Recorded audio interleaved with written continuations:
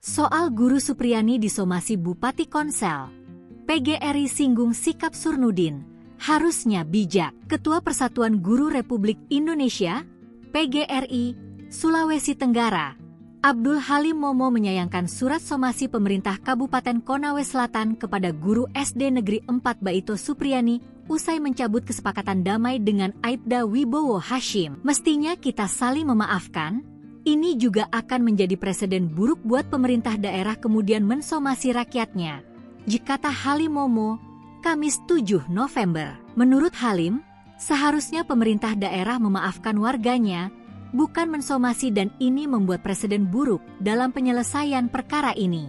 Kalau memang misalnya pihak pemerintah Konawe Selatan misalnya, kewibawaannya atau harga dirinya merasa tak dihormati, maka memaafkan itu lebih dihormati dibanding harus mensomasi kepada orang yang tidak berdaya.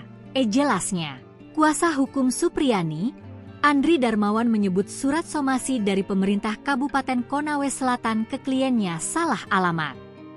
Ia menilai tindakan Pemda Konsel seolah memproses hukum Supriyani dengan pasal pencemaran nama baik Bupati Surunudin Dangga. Kalau mau dipermasalahkan dengan pasal 310, ya silakanlah. Tapi kan siapa yang melapor? Pemda Konsel tidak bisa melapor pencemaran nama baik, ujar Andri, Kamis 7 November 2024. Mestinya harus pribadi siapa yang dicemarkan nama baiknya.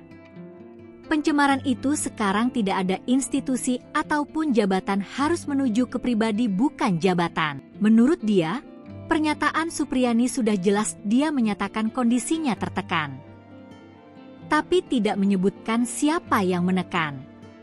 Tapi kan dalam kondisi begitu berhadapan dengan banyak orang, ada pejabat, jelas Andri. Kepala Bagian Hukum Pemkab Konawe Selatan, Suhardin, Kamis 7 Oktober 2024, memberikan penjelasan.